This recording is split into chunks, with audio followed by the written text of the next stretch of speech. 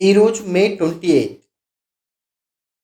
స్వర్గీయ నందమూరి ఎన్టీ రామారావు గారు పుట్టినరోజు అందరికీ తెలుసు. ఎందుకంటే టీవీలో చూపిస్తున్నారు కాబట్టి. అందరొచ్చి ఎన్టీ రామారావు గారి సమాధి దగ్గర నివాళులర్పిస్తున్నారు. మీడియా కవరేజ్ బాగా చేస్తుంది. కానీ ఈరోజు ఇంకొక వ్యక్తి కూడా పుట్టినరోజు. ఆ వ్యక్తి గురించి మీకు తెలుసా? మాక్సిమం తెలవదు. ఎందుకంటే మీడియా చూపించలేదు. మన చరిత్రకాల్లో గూడా ఎక్కడ మన పుస్తకాల్లో గానీ, ఎక్కడ గూడా ఈ వ్యక్తి గురించి ప్రస్తావించిన సందర్భాలు చాలా తక్కువ. అసలు చాలామందికి తెలీదు గూడా. ఒకవేళ తెలిసున్నా ఏదో ఒక పొలిటికల్ లీడర్ ఒక కాంట్రోవర్షియల్ కామెంట్ చేస్తే తప్ప ఆయన ఎప్పుడూ లైమ్‌లైట్‌లోకి రారు. మన దౌర్భాగ్యం. ఒక స్వాతంత్ర సమరయోధుడిని ఏ విధంగా గౌరవించుకోవాలో అనే మినిమమ్ జ్ఞానం గూడా లేని సొసైటీలో మనం బతుకుతున్నాం. ఈరోజు ద గ్రేట్ వారియర్ స్వతంత్ర వీర్ సావర్కర్ గారి పుట్టినరోజు. 1883 మే 28న నాసిక్ పక్కన బాగూర్ అనే ఒక గ్రామంలో వీర్ సావర్కర్ గారు జన్మించారు. ఏ మీడియా కవరేజ్ లేదు. లేదు ఉండదు. ఫేస్‌బుక్కుల్లో పోస్ట్‌లో, వాట్సాప్ స్టేటస్‌లో తప్ప. అది కూడా కొంతమందే. కొంతమంది ఎవరు ఆళ్ళు వీర్ సావర్కర్ గారి గురించి కొంచెం స్టడీ చేసిన వాళ్ళు మాత్రమే ఆ మహానుభావుడికి నివాళులర్పిస్తున్నారు. ఎందుకు? ఎందుకు వీర్ సావర్కర్ గారి లైఫ్ అంత కాంట్రోవర్సీ? నిజంగా ఆయన దేశభక్తుడు కాదా? దేశద్రోహ. కొంతమంది మీడియా అయితే చిత్రీకరించారు వాంటెడ్‌లీ.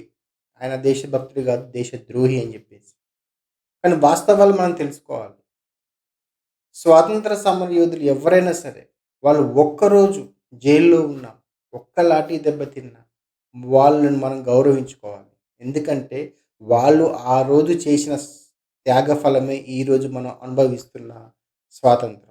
ఇలా మనంత హ్యాపీగా బతుకుతున్నామంటే కారణం, ఆ రోజు స్వాతంత్రోద్యమంలో పాల్గొన్న ప్రతి ఒక్కరి కాంట్రిబ్యూషనే ఇయాల మనం అనుభవిస్తున్న ఈ జీవితం.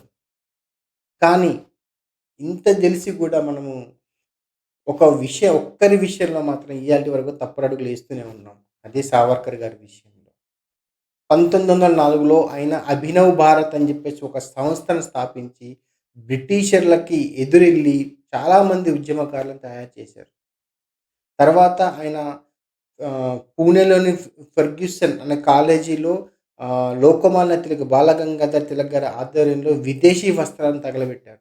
అంటే స్వదేశీ వస్త్రాలకు ఫస్ట్ ప్రయారిటీ ఇవ్వాలని చెప్పేసి విదేశీ వస్త్రాలను తగలబెట్టి అప్పుడే ఆయన బ్రిటిషర్ దృష్టిలో పడ్డారు. తర్వాత లండన్‌లో కొన్ని స్కాలర్‌షిప్‌లు తీసుకొని లండన్‌లో లా చదవనీకెళ్ళి అక్కడ ఇండియా హౌస్‌లో గూడా తన రచనలతోటి ఎంతో మందిని ప్రభావితం చేసి అక్కడ గూడా ఉద్యమ స్ఫూర్తిని నింపి లండన్‌లో ఉంటూ గూడా ఆయన చాలా వరకు చాలా మందిని ప్రభావితం చేశారు. అంటే ఒక విధంగా చెప్పాలంటే ఒక లీడర్ లక్షణాలు చాలా ఉన్నాయి సావర్కర్ గారి విషయంలో. ఈ విధంగా చేస్తున్నటువంటిలో ఆయన ఏదైతే స్థాపించారో 1904లో అభినవ్ భారత్ స్థాపించారో, ఆ అభినవ్ భారత్‌లో ఒక సభ్యుడైనటువంటి ఒక వ్యక్తి అప్పటి నాసిక్ జిల్లా కలెక్టర్‌ని హత్య చేశాడు. ఈ విషయంపై అసలు ఎవరు ఈ అభినవ్ భారత్ ఎవరు స్థాపించారని చెప్పేసి బ్రిటిష్ ప్రభుత్వం వాళ్ళు ఎంక్వైరీ చేయడంలో దీని ఎనక మొత్తం హోల్ సూత్రధారి దామోదర్ వీర్ సావర్కర్ గారని చెప్పి తేలడంతో ఆ కేసుల నిమిత్తం అతన్ని 2 జీవిత ఖైదు అంటే 50 సంవత్సరాల కఠిన కారాగార శిక్ష విధించి సెల్యులార్ జైలుకి పంపించడం జరిగింది. చాలామంది అంటుంటారు సావర్కర్ గారు విప్లవ ఖైదీ. అందుకే ఆయన సెల్యులర్ జైలుకి పంపించారు. అదే గాంధీ గారు గాని, నెహ్రూ గారు గాని వీళ్ళు పొలిటికల్ ఖైదీలని జెప్పేసి. అది అవాస్తవం. వాస్తవానికి ఈవెన్ బ్రిటిషర్స్ గూడా పొలిటికల్ ప్రిజనర్ కిందనే కన్సిడర్ జేసి సెల్యులర్ జైలుకి పంపించారు వీర సావర్కర్ గారిని. తర్వాత వీర సావర్కర్ గారు ఆల్‌మోస్ట్ 12 సంవత్సరాలు ఆయన ఆ జైల్‌లో గడిపారు. ఇక్కడే అసలు విషయం ఉంది. ఇక్కడే వీర సావర్కర్ గారి మీద అందరూ ఫాల్స్ ప్రాపగండా క్రియేట్ జేస్తున్నారు. అదేంటంటే మెర్సీ పిటిషన్స్. యెస్. ఆయన నేను రాయలేదని చెప్పట్లేదు. మెర్సీ పిటిషన్స్ ఆయన రాశారు. స్వతహాగా ఒక లాయర్ ఆయన. ఆయన ఆల్రెడీ ఆయనకి చట్టాలన్నీ తెలుసు. అప్పుడే ఆయన చదువుకున్నారు కాబట్టి. అతనికి కనీసము కోర్ట్‌లో ఎప్పుడైతే శిక్ష వేస్తున్నారో ఆ టైంలో అతనికి కనీసం వాదించే అవకాశం లేదు. లాయర్‌ని పెట్టుకునే అవకాశం లేదు. ఏక తీర్పుగా అంటే ఒక సైడ్ డిసైడ్ చేసి అతన్ని జైలుకి పంపించడం జరిగింది.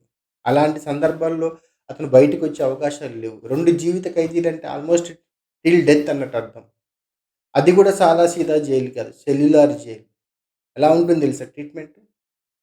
పొద్దున్న లెగిసిన తర్వాత మీ చేత్తోటి కొబ్బరి కాయలని మీ వేలి గోళ్ళతోటి తీసి, ఆ కొబ్బరి చిప్పల నుంచి మీరే గానుగ ఎద్దు లెక్క మారి అక్కడ మీరే ఆ కొబ్బరి నుంచి నూనె తీయాలి. ఇవి శిక్షలు. ఇష్టం వచ్చినట్టు కొట్టేవాళ్ళు. తినడానికి సరైన తిండి పెట్టేవాళ్ళు గాదు. ఒకటే రూము. అదే రూమ్‌లో పడి చావాలి. ఆ రూమ్ కూడా చాలా చిన్నగా ఉంటుంది. అందులో బాత్రూమ్ ఫెసిలిటీ ఉండదు. మీరు ఒక్కసారి మాత్రమే బాత్రూమ్‌కెళ్ళే ఫెసిలిటీ. తర్వాత మీకెప్పుడు బాత్రూమ్ వచ్చినా మీరు అక్కడే జేసుకోవాలి. అక్కడే తినాలి. మీకు వేరే లైఫ్ లేదింకా. కనీసం పొద్దున్న నుంచి సాయంత్రం వరకు మీకు కలిసి కూర్చునే అవకాశం గూడా ఉండదు. అలాంటి కఠినమైన శిక్షలక్కడ. చెప్పడానికి నేను వెళ్ళాను సెల్యులర్ జైల్‌కి. నేను జూసా సావర్కర్ గారి జైల్ రూమ్ కూడా. అసలు అసలు కనీసం నిలబడలేకపోయా నేను సమ్మర్‌లో వెళ్తే. అట్లాంటిది చుట్టూ సముద్రం, హై టెంపరేచర్స్ అక్కడ. అలాంటి జైల్‌లో అతను 12 సంవత్సరాలు కఠినగార శిక్ష అనుభవించాడంటే, ఎవరి కోసం అనుభవించాడు? ఇప్పుడు అందరూ అండమాన్ హనీమూన్‌కెళ్తున్నారు. ఆయన అలా వీళ్ళ లెక్క హనీమూన్‌కి రాలేదు. బ్రిటిషర్స్ తోటి ఫైట్ చేశాడు కాబట్టి అండమాన్ జైలుకొచ్చాడు.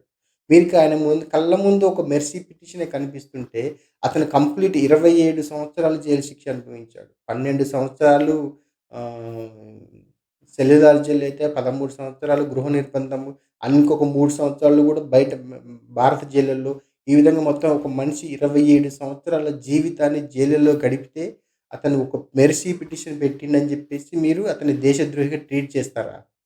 ఇది న్యాయమా? అన్యాయమా? బ్రిటిషర్స్ దగ్గర పని జేసి, అసలు ఏ మాత్రం ఎక్కువ గూడా వాళ్ళ కాంట్రిబ్యూషన్ లేకపోయినా వాళ్ళందరికీ మనము వాడవాడల విగ్రహాలు పెట్టి, వాళ్ళ జయంతిని గూడా ఘనంగా చేస్తున్నామే. గౌరవించకపోయినా పర్లేదు. ఈ విధంగా నిందలేయకూడదు గదా! కానీ సావర్కర్ గారు చేసుకున్న అదృష్టమో, దురదృష్టమో ఏమనాలో తెలియట్లే గానీ, సావర్కర్ గారి జీవితం మొత్తం ఆ విధంగా దేశానికి కాంట్రిబ్యూట్ చేస్తే, అతన్ని ఇయాల మన దేశద్రోహిగా చిత్రీకరిస్తున్నాం. 1857 సిపాయిల తిరుగుబాటుని కూడా ఆయన ఫ్రీడమ్ ఫైట్ కిందే ట్రీట్ చేసి ఒక పుస్తకాన్ని రాశారు. ఆ పుస్తకం ఆయన లండన్‌లో ఉన్నప్పుడే రాసినప్పుడు, ఆ పుస్తకాన్ని ప్రచురించకుండా ఉండడం కోసం బ్రిటిషులు చాలా ప్రయత్నాలు చేశారు. అయినా దాన్ని ఎలాగోలాగ ప్రింట్ చేసి భారతదేశానికి స్మగ్లింగ్ ద్వారా పంపించి ఆయన ఎంతోమంది యువకుల్లో స్వాతంత్ర స్ఫూర్తిని నింపారు. ఆ పుస్తకాన్ని చూసి ఇన్‌స్పైర్ అయిన వాళ్ళే భగత్ సింగ్, సుభాష్ చంద్రబోస్. ఇయాల మనం వాళ్ళని దేశభక్తిగా కొనియాడుతున్నాం గానీ, అసలు ఆ దేశభక్తుల్ని మన దేశానికి ఇచ్చినటువంటి వీర సావర్కర్ గారిని మాత్రం మన దేశద్రోహి అంటున్నాం. ఏ వ్యక్తి అయినా సరే, ఎలాంటి సిట్యుయేషన్‌లో అయినా సరే, స్వాతంత్ర ఉద్యమంలో ఒక్కరోజు పాల్గొన్నా అతను మనం దేవుడి లెక్కే ట్రీట్ చేయాలి. అతన్ని మనం గౌరవించుకోవాలి. మెర్సీ పిటిషన్స్ అనేవి కూడా ఆయన ఎందుకు పెట్టారంటే, వేరే ఆప్షన్ లేదు. మీరు అక్కడి నుంచి బయటపడాలంటే వేరే ఆప్షన్ లేదు. ఆయన బయటకొచ్చేయడానికి కూడా ఆయనేదో వేరే పార్టీలు చేసుకోనికి రాలేదు. ఒక ఉద్యమ నాయకుడు, విప్లవకారుడు. అతని యొక్క కవితల ద్వారా, అతని యొక్క రచనల ద్వారా ఎంతోమంది జనాల్ని ప్రభావితం చేసే వ్యక్తి ఆయన. అలాంటి వ్యక్తి జీవితాంతం ఒక జైల్‌లో ఉంటే, ఎంతమంది ప్రభావితులు బయటకొస్తే ఎంతమందిని స్వంత సమరయోధులు తయారు చేయగలడాయన. అంత గొప్ప వ్యక్తి జైల్‌లో ఉండి, ఆ జీవితం అంతా జైల్లోనే అయిపోతే, స్వాతంత్ర ఉద్యమంలో ఎవరు పాల్గొనాలి? స్వాతంత్ర ఉద్యమంలో పాల్గొనడం కోసమే ఆయన జైలు నుంచి బయటకొచ్చారే తప్ప, పిటిషన్స్ పెట్టారే తప్ప, అతను ఇంకేదో ఫ్యామిలీతో ఎంజాయ్ చేద్దామని కాదు. ఆయన ఆస్తులు లాక్కున్నారు. ఆయన డిగ్రీలు లాక్కున్నారు. గృహ నిర్బంధం చేశారు. ఎక్కడికి వెళ్ళొద్దని చెప్పి రిస్ట్రిక్షన్స్ పెట్టారు. ఎన్ని రిస్ట్రిక్షన్స్ అంటే ఒక మనిషికి పెట్టలేని రిస్ట్రిక్షన్స్ పెట్టారు. అన్నీ ఎదుర్కొన్నాడు. అన్నీ ఎదుర్కొని దేశం కోసం ఇంత చేస్తే, ఇంకొక వాదనుంది. ఆయన పెన్షన్ తీసుకున్నాడు బ్రిటిషోళ్ళ దగ్గర. అందుకే ఆయన బ్రిటిషోళ్ళు తొత్తుగా పనిచేశారు. ఆయన పెన్షన్ ఆయన తీసుకోవడం గాదు. ఆ రోజుల్లో బ్రిటిష్ ప్రభుత్వం రూల్స్ ప్రకారం ఎవ్వరైనా సరే కాలపాని జైల్‌లో శిక్ష అనుభవిస్తే వాళ్ళకి బ్రిటిష్ ప్రభుత్వం పెన్షన్ ఇచ్చేది. ఇతని గృహ నిర్బంధం చేసినప్పుడు ఇతను బయటికి వెళ్లి పని చేసుకునే అవకాశం లేనప్పుడు తిండి తిననీకి మరి ఎక్కడికెళ్ళాలి? ఈ మెర్సీ పిటిషన్‌లు, ఈ పెన్షన్స్ పూర్తిగా తెలియకుండా దీని మీద ప్రాపగండా క్రియేట్ చేసుకుంటూ, మన ప్రతిపక్ష నాయకుడు రాహుల్ గాంధీ గారైతే నేను సావర్కర్‌ని కాదు క్షమాభిక్ష కోరడానికని చెప్పేసి డైరెక్ట్‌గా ఒక ప్రెస్ మీట్‌లో చెప్పారు. కర్ణాటక అసెంబ్లీ అయితే సావర్కర్ గారి విగ్రహాన్ని ఫోటోని కర్ణాటక అసెంబ్లీ పెడితే కర్ణాటక కాంగ్రెస్ ప్రొటెస్ట్ చేసింది. అంత అనర్హుడా? ఎందుకెళ్తాడండి జైలుకి? 12 సంవత్సరాలు ఒక కాలాపాని జైల్‌లో శిక్ష ఎందుకు అనుభవిస్తాడు? బ్రిటిషర్‌లకి ఫేవర్‌గా ఉంటే. ఒక చిన్న లాజిక్ ఎందుకు మిస్ అయితున్నారు మీరందరూ?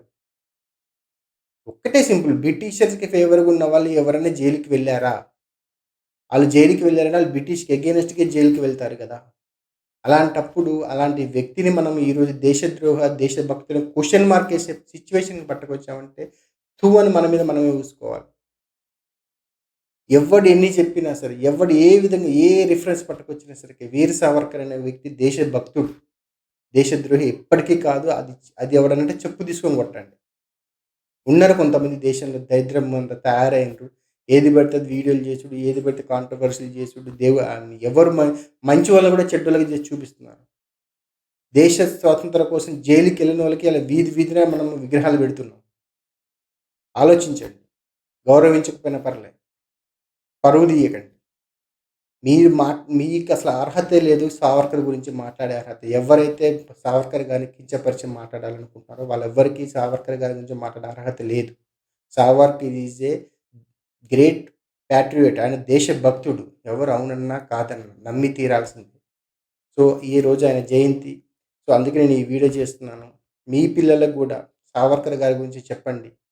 ఆయన చేసిన దేశానికి ఆయన చేసిన కాంట్రిబ్యూట్ చేసిన గొప్పతనాన్ని చాటి చెప్పండి. మన దౌర్భాగ్యం వచ్చింది. ఒక దేశభక్తి గురించి అందరికి చెప్పుకోవాల్సిన పరిస్థితి ఏర్పడింది. సో, అందుకే మీ పిల్లలకి క్లియర్‌గా చదవండి మీరు గూడా సావర్కర్ గురించి. ఇంటర్నెట్‌లో దొరుకుతాయి. ఇంకా ఏ విధంగా చెప్పాలంటే జీ5లో ఇయాల సినిమా రిలీజ్ అవుతుంది 'వీర్ సావర్కర్' గారిది. ఒక్కసారి చూడండి. ఒక దేశభక్తి గురించి పూర్తి వివరాలు తెలుసుకోండి. మీరు గౌరవించకపోయినా పర్లేదు. అతన్ని అవమానపరచకండి. సావర్కర్ అనే వ్యక్తి చిన్న వ్యక్తి గాదు. దేశ స్వాతంత్ర ఉద్యమంలో చాలా క్రియాశీలక పాత్ర ఆయనది. అంత మహనీయుడిని మనము ఈరోజు స్మరించుకోవాల్సిన అవసరం ఎంతైనా ఉంది. ఈ వీడియో గనుక నచ్చినట్లయితే లైక్ చేయండి, షేర్ చేయండి, సబ్స్క్రైబ్ అవ్వండి. Thanks for watching. జై హింద్, జై భారత్, జై వీర్ సావర్కర్.